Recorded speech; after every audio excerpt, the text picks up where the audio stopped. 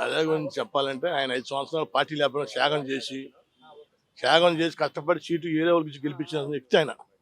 అలాంటి ఆయనకి ఎమ్మెల్సీగా గెలవకపోతే మనకి మనత్వం లేదు.